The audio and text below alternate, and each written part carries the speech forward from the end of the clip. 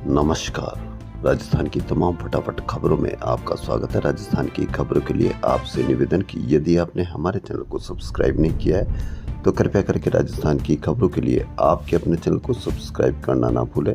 आप सब्सक्राइब करते हैं तो हमें हिम्मत होती है सही और सच्ची खबरें आप तक पहुंचाने की।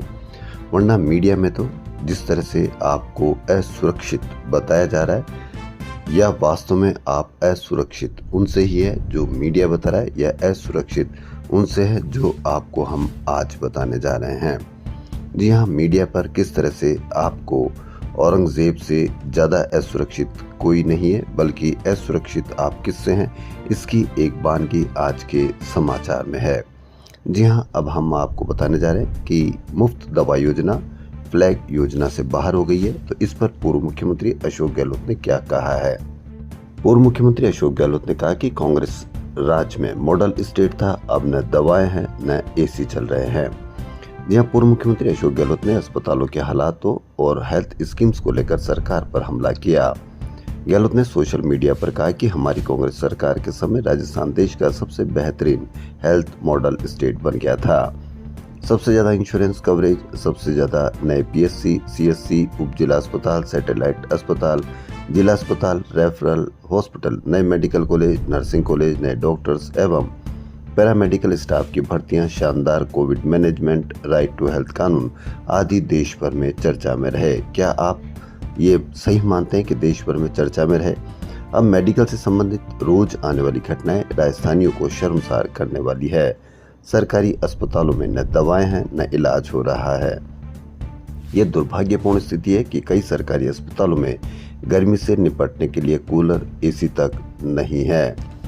वहीं नेता प्रतिपक्ष टीकाराम जूली ने कहा कि केंद्र सरकार ईडी का दुरुपयोग कर रही है। वह मेरे कागज ढूंढे जा रहे हैं, वह जल्दी मेरे घर पर भी आ सकती है, लेकिन मैं घबराने वाला नहीं हूँ। वह गुरुवार को कांग्रेस नेताओं पर चल रहे ईडी की कार्रवाई के विरोध में मोती डूंगरी के समीप आयोजित विरोध प्रदर्शन में कार्यकर्ताओं को संबोधित कर रहे थे। जूली ने कहा कि कांग्रेस छोड़कर बीजेपी में शामिल होने के लिए ईडी की जांच बंद हो जाती है। उस जज के घर ईडी नहीं गई जिसके घर में करोड़ों रुपए मिले थे। लोकसभा में सवाल का जवाब मिला कि ईडी ने 193 पर कार्रवाई की और केवल 2 के खिलाफ चालान किए। यह केवल विपक्षी पार्टियों को दबाने का काम है। राहुल गांधी से सरकार घबराई हुई है। लोग सरपंच पद तक नहीं छोड़ते। सोनिया गांधी ने तो प्रधानमंत्री पद तक ठुकरा दिया, फिर भी उन पर आरोप लगाते हैं। वहीं राजस्थान के मुख्यमंत्री विजय लाल शर्मा 20 अप्रैल को जिले के दौरे पर रहेंगे, झुंझुनू के दौरे पर रहेंगे। वह 2 दिन जिले में रहेंगे। इस दौरान वे 4 जनसभाओं को संबोधित करेंगे। इसके साथ ही वे जिले के अधिकारियों के साथ सरकार की बजट घोषणाओं को लेकर हुई प्रगति की समीक्षा करेंगे। वे आमजन की परेशानी जानने के लिए झुंझुनू के सर्किट हाउस में 1.5 घंटे जन सुनवाई भी करेंगे। मुख्यमंत्री इस यात्रा के दौरान यमुना जल परियोजना की डीपीआर पर भी चर्चा करेंगे। वहीं राजस्थान प्रदेश कांग्रेस कमेटी की ओर से बुधवार को जयपुर में गुरुवार को सभी जिलों में विरोध प्रदर्शन किए गए। शुक्रवार यानी आज भी सभी 400 ब्लॉक में भाजपा सरकार के विरोध प्रदर्शन करेंगे। पीसीसी अध्यक्ष गोविंद सिंह डोटासरा के निर्देशानुसार जयपुर के अतिरिक्त प्रदेश के सभी शेष जिला मुख्यालयों पर गुरुवार को जिला कांग्रेस कमेटियों द्वारा केंद्र सरकार के कार्यालयों के समक्ष केंद्र की भाजपा सरकार के विरुद्ध व्यापक स्तर पर विरोध प्रदर्शन आयोजित किए गए। बाड़मेर के पोखरण के भिनाजपुरा में गुरुवार को रेन्यू पावर कंपनी के 1.3 गीगावाट सोलर प्लांट का उद्घाटन केंद्रीय नवीन एवं नवीनीकरण मंत्री प्रहलाद जोशी व मुख्यमंत्री भजनलाल शर्मा ने किया। सीएम बोले कि रेत के धोरों की पहचान अब सौर ऊर्जा से होगी, बदलने लगी है तस्वीरें। जी हाँ, मेक इन इंडिया पर फोकस हुई इस परियोजना द्वारा 100% रिन्यू द्वारा निर्मित सोलर पैनल्स का उपयोग किया गया है। इसमें भी 90% निर्माण जयपुर स्थित रिन्यू की आधुनिक सोलर मॉड्यूल निर्माण यूनिट में हुआ है। खाद्य एवं नागरिक आपूर्ति मंत्री सुमित गोधारा ने गुरुवार को मंत्रालय भवन में विभाग की समीक्षा बैठक ली। उन्होंने कहा कि विभागीय अधिकारी अधिक से अधिक फील्ड विजिट करें, समस्याओं को चिन्हित कर त्वरित निस्तारण करें। सक्रियता से काम न करने वाले अधिकारियों की जवाबदेही तय होगी। गोधारा ने बैठक में कहा कि उपभोक्ताओं के लिए गवर्नमेंट अप्रूव्ड टेस्ट सेंटर खोले जाने, इन परीक्षण केंद्रों से बड़े स्तर पर रोजगार सृजित होगा। अस्पतालों में दवाओं की उपलब्धता को लेकर सख्ती की गई है। राजस्थान मेडिकल सर्विस कॉरपोरेशन की प्रबंध निदेशक नेहा गिरी ने सख्ती से कहा कि जिस अस्पताल, जिले या मेडिकल कॉलेज औषधि भंडार गृह में दवाओं उपकरणों की कमी पाई गई तो सख्त कार्रवाई की जाएगी। आवश्यक औषधियों की समुचित उपलब्धता सुनिश्चित की जाए। दवाओं की मांग एवं आपूर्ति में किसी भी प्रकार का गैप नहीं रहे। आप भी यदि किसी अस्पताल में जाते हैं और आपको भी यदि दवा की कोई कमी नज़र आती है तो आप भी कृपया करके सरकार का साथ दें और जहां कहीं भी दवाओं की कमी नज़र आए आप कृपया करके सरकार के एक पोर्टल 181 पर आप शिकायत दर्ज कराएं, ताकि आपकी एक शिकायत से किसी दूसरे आने वाले मरीज को सहायता उपलब्ध हो सकेगी। दूसरा, सरकार को पता लग सकेगा कि किस अस्पताल में दवाओं की कमी है। लेकिन आप में हिम्मत बची है या नहीं बची, यह आप पर निर्भर करता है। या आप दवाएं नहीं होने से बाहर से खरीद करके आप दवाएं लेकर आ जाते हैं, या अब आप सरकार का साथ देंगे और दवाओं की कमी होने पर आप शिकायत कर सकेंगे। क्योंकि आज ही आरिफ मोहम्मद जो राज्यपाल हैं बिहार के, उन्होंने कहा कि बर्दाश्त करने की बात हमारी संस्कृति स्वीकार नहीं करती है। जी हां, पूर्व प्रधानमंत्री चंद्रशेखर की जयंती पर असहमति और लोकतंत्र पर चर्चा करते हुए बिहार के राज्यपाल ने कहा कि बर्दाश्त करने की बात हमारी संस्कृति स्वीकार नहीं करती है। इसलिए यदि आपको भी किसी भी अस्पताल में या कहीं पर भी आपको अव्यवस्था नजर आती है तो आपकी संस्कृति स्वीकार नहीं करती। इसलिए आप 181 पर शिकायत कर दर्ज कराएं, ताकि सरकार को पता लग सके कि क्या यहाँ कमी है। गृह मंत्री अमित शाह गुरुवार को ब्रह्म कुमारी के शांतिवन मुख्यालय पहुंचे। उन्होंने यहां राष्ट्रीय सम्मेलन का शुभारंभ किया। इस मौके पर शाह ने कहा कि ध्यान से आत्मबल बढ़ेगा और देश मजबूत होगा। हमारी परंपराएं आत्मा को परमात्मा से जोड़ने की शक्ति देती है। संस्कृति जीवन को शब्द वृद्धि के मार्ग पर ले जाती है। मातृशक्ति का योगदान संस्था में अहम रहा है। परिवर्तन से ही दुनिया बदलती है। भास्कर की बड़ी खबर। जी हां, भास्कर इन्वेस्टिगेशन में ड्रग माफियाओं के निशाने पर प्रदेश की NLU, IIT, निफ्ट, एम्स और आसपास से जुड़ी शैक्षणिक संस्थाएं हैं। जी हां, आपको डर दिखाया गया औरंगजेब से, जबकि असली डर भास्कर इन्वेस्टिगेशन में आया है कि स्टूडेंट के लिए नशे की सप्लाई का सेफ जोन बना भारतमाला। जी हां, ट्रांसपोर्टेशन को सुगम बनाने को बनी भारतमाला सड़क तस्करों का कॉरिडोर बन गई है। नशे के सामान की तस्करी इसी रास्ते से हो रही है। यह नशा प्रदेश व जोधपुर के नामी इंस्टीट्यूट्स के छात्रों की रगों में उतारने की साजिश है। NCB की एक रिपोर्ट में चौंकाने वाला खुलासा हुआ। राजस्थान से सटे पंजाब, हरियाणा, गुजरात और पाकिस्तान हेरोइन तस्करी का केंद्र बने हुए हैं, जबकि झारखंड के नक्सल बेल्ट और आंध्र प्रदेश, उड़ीसा, बिहार के वनीय क्षेत्रों से भारतमाला के रास्ते राजस्थान के अजमेर, कोटा, टोंक, सवाई माधोपुर, जयपुर और सीकर में ड्रग्स पहुंचाई जा रही है। यानी आपके बच्चों का भविष्य किस तरह से बर्बाद किया जा रहा है और न कहीं इस पर कोई चर्चा होती है, नहीं मेन स्ट्रीम मीडिया पर चर्चा होती है। जबकि आपका असली बर्बादी का भविष्य या बच्चों का भविष्य किस तरह से नशीले लोग बर्बाद कर रहे हैं, इस पर आप चर्चा करें। आप खुद तो कम से कम चर्चा कर ही सकते हैं।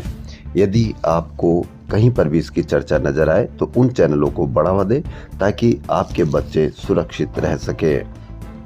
वहीं अंतर्राष्ट्रीय बाजार में तेजी के कारण जयपुर में गुरुवार को शुद्ध सोना 800 रुपये बढ़कर 97,800 रुपये तथा जेवराती सोना 91,000 रुपये प्रति 10 ग्राम के रिकॉर्ड स्तर पर पहुंच गया। इसका अर्थ ये हुआ कि न तो आप मंगलसूत्र बनवा सकते हैं, नहीं अब आपको उसको कोई चुरा सकता है, नहीं आपको इसका डर है।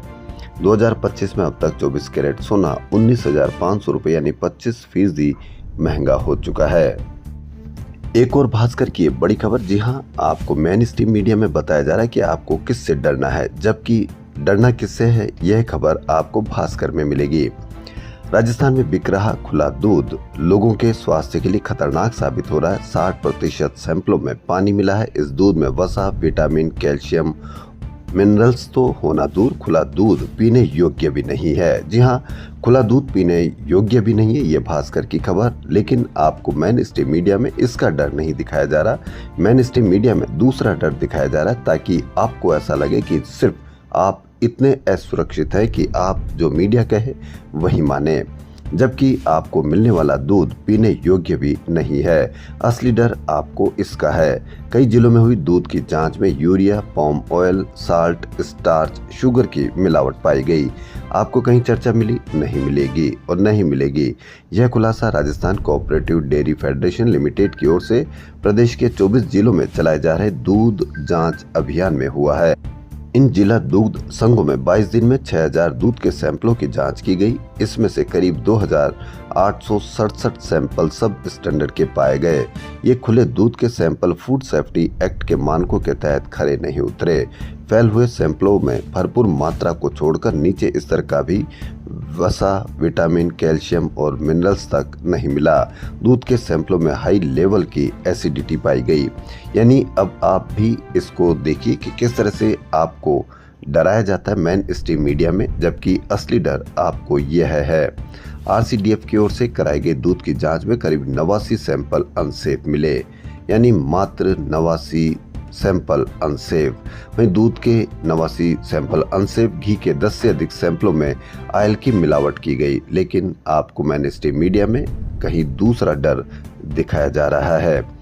वहीं दूध में मिनरल्स नहीं होने से खून की कमी होगी, पाचन तंत्र और हड्डियां और मांसपेशियां भी कमजोर हो जाती है, यह कहना है एक्सपर्ट का। जब आप में खून की कमी होगी, पाचन तंत्र और हड्डियां और मांसपेशियां कमजोर होगी, तो मेन स्ट्रीम में जिसका डर दिखाया जा रहा है, तो आप उससे कैसे निपटेंगे, यह आप सोचने की बात है। रेलवे में पैरामेडिकल पदों के लिए होने वाली भर्ती के लिए कंप्यूटर आधारित परीक्षा यानी CBT का आयोजन 28 से 30 अप्रैल तक होगा। इसमें बैठने वाले अभ्यर्थियों की सुविधा के लिए मॉक टेस्ट लिंक जारी कर दिया गया है।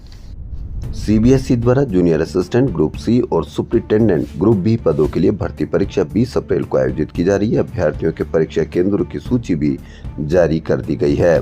वहीं Indira Gandhi national open university ने सत्रांत परीक्षा जून 2025 के परीक्षा फॉर्म भरने के लिए 28 अप्रैल तक का समय दिया है। इग्नू के स्थानीय समन्वयक ने बताया कि सत्रांत परीक्षा बिना विलंब शुल्क ऑनलाइन जमा करने की अंतिम तिथि परीक्षार्थियों की डिमांड को देखते हुए बढ़ाई है। राजस्थान सरकार ने प्रदेश में वैदिक संस्कार एवं शिक्षा बोर्ड के गठन को मंजूरी दी है। पहली बार गठित ये बोर्ड वेदों में निहित विज्ञान का प्रचार प्रसार का काम करेगा। बोर्ड में कुल 22 सदस्य होंगे, जिनमें से 10 गैर सरकारी और 12 सरकारी पदेन सदस्य होंगे। राजस्थान हाईकोर्ट ने हीट वेव व राजस्थान में जलवायु परिवर्तन पर स्वप्रेरित प्रसंज्ञान लेते हुए केंद्र सरकार के गृह मंत्रालय, भारतीय मौसम विभाग, भारतीय आपदा प्रबंधन और राज्य के CS, ACS, गृह, ACS वित्त सहित अन्य से जवाब मांगा है। अदालत ने CS को हीट एक्शन प्लान व स्वास्थ्य प्रणालियों की तैयारियों को मजबूत करने के लिए बनाई विभिन्न योजनाओं की प्रभावी क्रियान्विति के लिए सभी विभागों को साथ लेकर एक समन्वय समिति बनाने के निर्देश दिए हैं। जी हां, हाईकोर्ट ने हीट वेव व राजस्थान जलवायु परिवर्तन पर लिया प्रसंज्ञान, केंद्र और राज्य सरकार से मांगा जवाब। राजस्थान कर्मचारी चयन बोर्ड की चतुर्थ श्रेणी कर्मचारी भर्ती के लिए आवेदन की अंतिम तिथि 19 अप्रैल है। अब युवाओं के पास आवेदन के लिए महज 2 दिन है। गुरुवार तक 17,61,331 अभ्यर्थी आवेदन कर चुके हैं। बुधवार को तकनीकी खामी के चलते अभ्यर्थियों को OTP आने में दिक्कत आ रही थी। इसी कारण अभ्यर्थी आवेदन नहीं कर सके और 39,677 ही फार्म भर सके। इससे पहले प्रतिदिन औसतन 70,000 से अधिक अभ्यर्थियों ने आवेदन किया, यानी कि मात्र 53,000, वह भी चतुर्थ श्रेणी कर्मचारी के लिए 20 लाख के करीब बेरोजगार लाइन में लगे हैं। मात्र 53,000, 20 लाख अभ्यर्थी, जो कहीं पर भी हर उस व्यक्ति या हर बेरोजगारों को एक साबित करता है। और कोई भी बेरोजगार जो है वह कोई भी पढ़ा लिखा कम नहीं होगा। जितनी डिग्री मांगी गई है, जितनी योग्यता मांगी गई है, उससे बहुत ज़्यादा ये कर्मचारी या जो भी इस अभ्यर्थी में भर रहे हैं वह सभी अधिक योग्यता रखते होंगे। आदर्श शिक्षिका संघ का प्रदेश स्तरीय सम्मेलन शुक्रवार को केंद्रीय संस्कृत विश्वविद्यालय त्रिवेणी नगर जयपुर में होगा। उत्तर पुस्तिकाओं की संख्या बढ़ने के कारण डिजिटल जांच के खर्चे में हो रही बढ़ोतरी के चलते अब तक इस काम को मंजूरी नहीं दे रहे स्टेट ओपन स्कूल प्रशासन ने एक ही दिन में वर्क ऑर्डर भी जारी कर दिया था। इससे परिणाम भी जल्द तैयार करके इसको समय पर जारी करने में मदद मिलती है। स्टेट ओपन स्कूल की 21 अप्रैल से 16 मई तक होने वाली परीक्षाओं की उत्तर पुस्तिकाओं की अब डिजिटल तरीके से जांच होगी। इस काम में करीब 1 करोड़ रुपए खर्च होंगे। 10वीं व 12वीं की इस परीक्षा में कुल 1,03,000 विद्यार्थी शामिल होंगे। राजधानी जयपुर में गर्मी के तेवर तीखे हो गए। एक ही दिन में पारा 3.2 डिग्री चढ़कर 42.2 डिग्री सेल्सियस पर पहुंच गया। सुबह से ही धूप में तेजी रही और दोपहर में गर्म हवा चलने से भीषण गर्मी रही। रात में भी पारा 1.7 डिग्री सेल्सियस बढ़ोतरी के बाद 27.4 डिग्री रिकॉर्ड हुआ।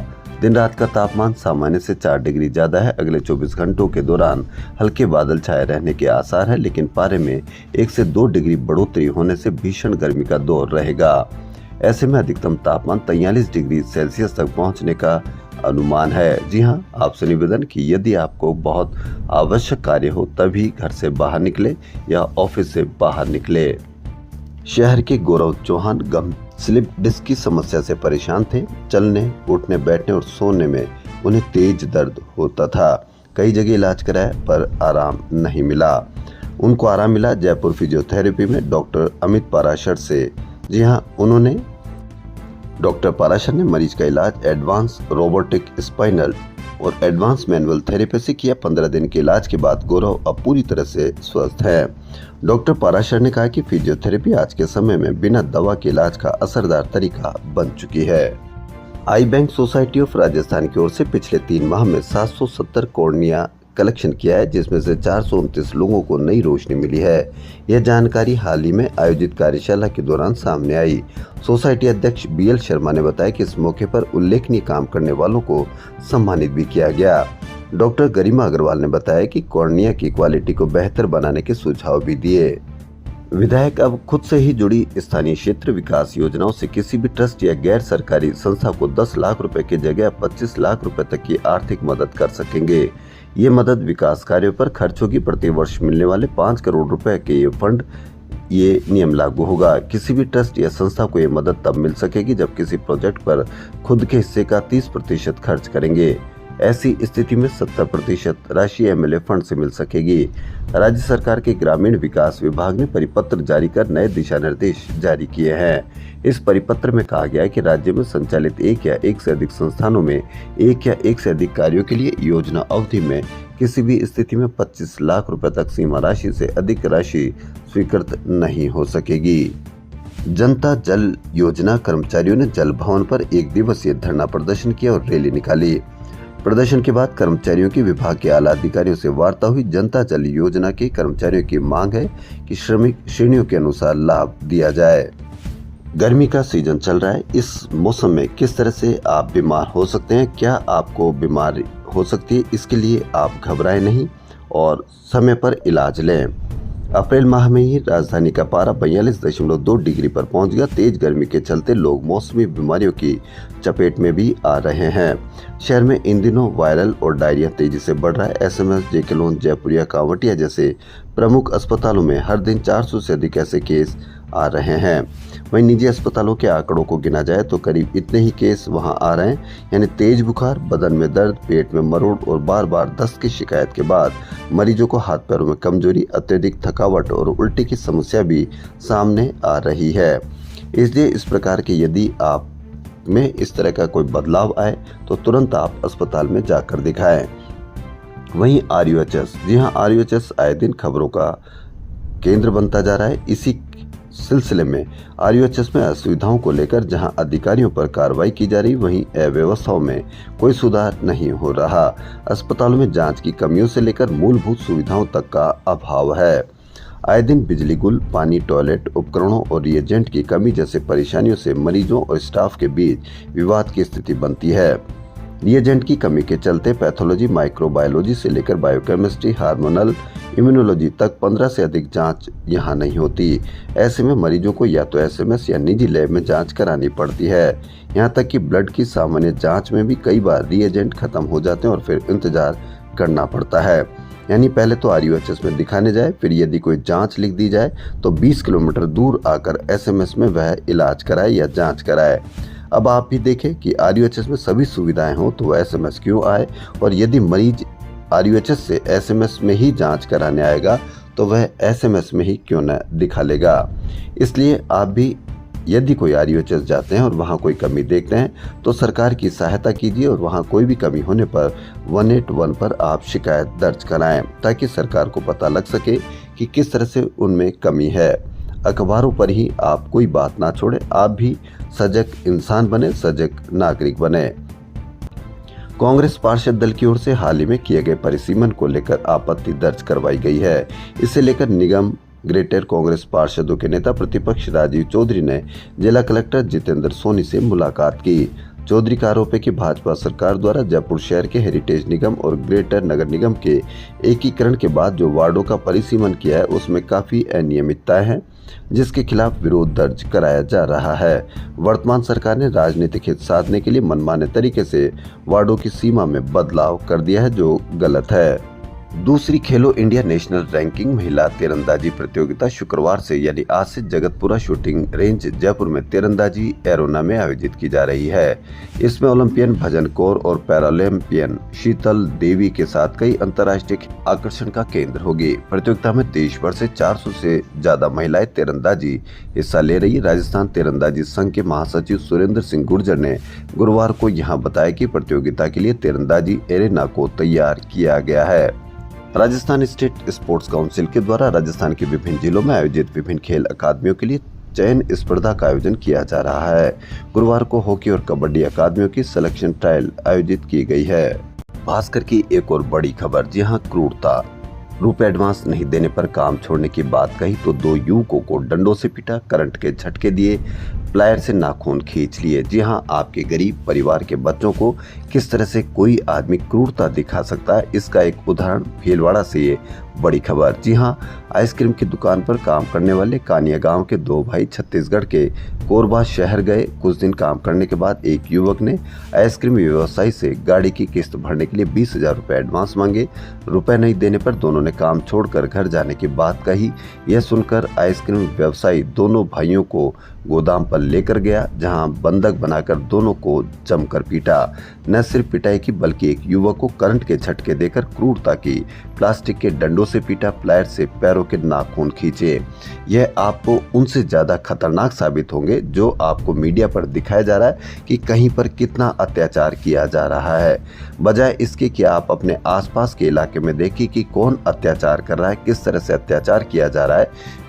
मेन स्ट्रीम मीडिया के द्वारा जो बताया जा रहा है, आपको उनसे डरने के बजाय आप अपने आसपास देखें कि कहीं किसी गरीब के बच्चे को इस तरह से क्रूरता तो नहीं की जा रही है। आप असली नागरिक तभी बन पाएंगे जो आप आसपास होने वाले क्रूरता से आप गरीब बच्चों को बचा सके, न कि मीडिया में दिखाने वाले इस क्रूरता के वीडियो को, जो कई बार फेक भी वीडियो होते हैं। आप उनको न तो बचा सकते हैं, नहीं आप कुछ कर सकते हैं। जबकि आपको गरीबों के बच्चों को इस तरह से पीटा जाता है, क्रूरता की जाती है, और उन दलित बच्चों को जो आए दिन खबरें आती है उनको आप बचाने का कार्य करें, तभी आप नागरिक बन पाएंगे और तभी आप मेन स्ट्रीम मीडिया से जो डर दिखाया जाता है उनसे आप बच पाएंगे।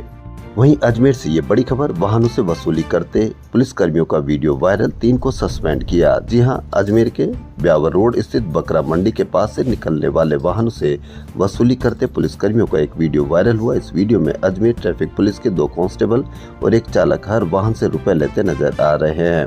वीडियो वायरल होने के बाद एसपी ने इसे गंभीरता से लिया और तत्काल तीनों को सस्पेंड कर दिया। जी हां, किसी सजग नागरिक के द्वारा वीडियो बनाया गया, वायरल किया गया। अब यदि आप इससे अंदाजा लगा लीजिए कि हर आदमी के हाथ में मोबाइल है और यदि हर आदमी इतनी सजगता से कार्य करे तो मजाल है कोई भी किसी प्रकार का कोई अपराध कर ले, या इस तरह से बच्चों को जिस तरह से पीटा गया, करंट के झटके दिए, वह कर ले, या आपको अस्पतालों में कोई अव्यवस्था नजर आ जाए या स्कूलों में कोई अव्यवस्था नजर आ जाए। लेकिन अब आप किस तरह से अपने नागरिक होने का कर्तव्य निभाते हैं, इस पर आप अवश्य नज़र रखें। तो राजस्थान की खबरों फिलहाल इतना ही। यदि आपको राजस्थान की खबरें पसंद आ रही तो आपके अपने चैनल को सब्सक्राइब करना ना भूलें। धन्यवाद।